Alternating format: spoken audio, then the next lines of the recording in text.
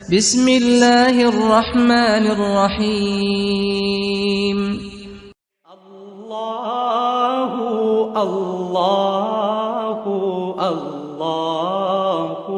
اللہ اللہ اللہ اللہ اللہ إن الحمد لله والصلاة والسلام على سيد الرسل وخاتم الأنبياء أما بعد فأعوذ بالله من الشيطان الرجيم بسم الله الرحمن الرحيم يا أيها الذين آمنوا كتب عليكم الصيام كما كتب على الذين من قبلكم لعلكم تتقون صدق الله مولانا العظيم صدق رسوله النبي الكريم ناظرین کرام، اللہ تعالیٰ نے سورۃ البقرہ 183 نمبر آیت اس کے اندر رمضان المبارک کے روزوں کا تذکرہ فرمایا کہ یا ایھا الذین آمنوا کتب علیکم الصیام، کہ اے ایمان والو تم پر اللہ تعالیٰ نے روزے فرض کیے ہیں کما کتب علی الذین من قبلکم، جیسا کہ تم سے پہلے اقوام کے مصاحف کے اندر لوگوں پر اللہ نے روزہ فرض کیا لعلکم تتقون، تاکہ تم تقوی اختیار کرو، گناہوں سے بچ جاؤ، تقوی کو اس کا موضوع بنایا۔ اللہ تعالیٰ نے یہ رمضان المبارک کا مہینہ جو اپنے بڑی عبادت گھڑیاں اور ساتھ لے کر ہمارے اوپر جلوہ افروز ہونے والا ہے چند دنوں کے بعد، اسی طرح رسول اللہ صلی اللہ علیہ وسلم حضرت سلمان فارسی رضی اللہ عنہ کی روایت ہے کہ فرماتے ہیں کہ خطبنا رسول اللہ صلی اللہ علیہ وسلم، نبی علیہ السلام نے شعبان کے آخری دنوں میں ہمیں خطبہ دیا جس کے اندر آپ نے فرمایا کہ یا ایھا الناس قد اضلکم، اے لوگوں تمہارے اوپر ایک ایسا مہینہ سایہ پکڑ رہا ہے جو شہر عظیم شہر مبارک، کہ جو بڑا ہی عظیم مہینہ ہے، بڑی عظمت والا مہینہ ہے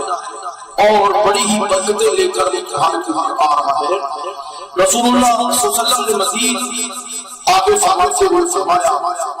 کہ یہ صبر کا مہینہ ہے اور الصبر ثواب الجنہ، اور صبر کا ثواب جو ہے یہ جنت کی صورت میں اللہ دے گا۔ اب اس کے اندر صبر ہے، کھانے پینے سے بندہ رک جاتا ہے، باقی تمام تر حرام معاملات سے بندہ بن جاتا ہے، نفسانی خواہشات کو بھی دبا کے رکھتا ہے، تو یہ ایک بہت بڑا صبر کا لمحہ ہے، تو اس کا ثواب بھی اللہ نے جنت کی شکل میں رکھا۔ وشہر المواساۃ، فرمایا بخاری کا مہینہ ہے، یہ ہمدردی کا مہینہ ہے، دوسرے کے حلق اور مدد کا مہینہ ہے، تو یہ رمضان المبارک بڑا بابر کا مہینہ ہے۔ رسول اللہ صلی اللہ علیہ وسلم نے فرمایا من صام رمضان ایمانا واحتسابا غفر له ما تقدم من ذنبه، جس بندے نے رمضان کے مہینے کے روزے رکھے ایمان و احتساب کے ساتھ، اپنی ایمانی کیفیات کے ساتھ، اور آخرت کے لیے،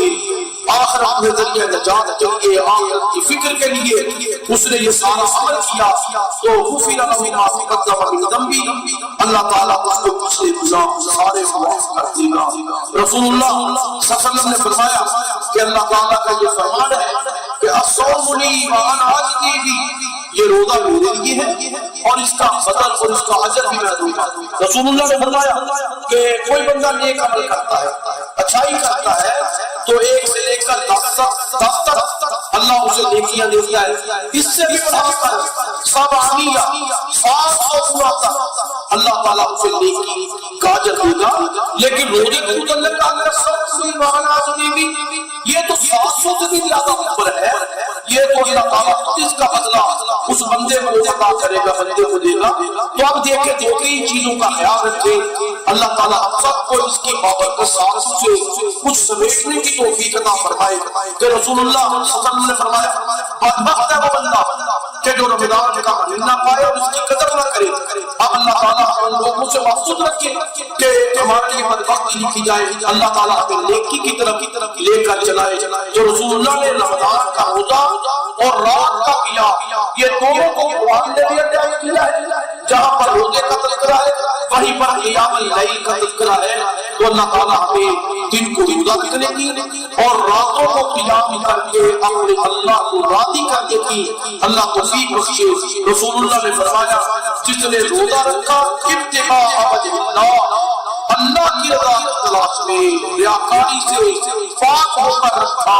تو اللہ تعالیٰ اسے جنت کے اندر داخلہ نصیب کرے گا. میرا اللہ مجھے بھی آپ کو بھی عمل کی توفیق عطا فرمائے. وما علینا الا البلاغ.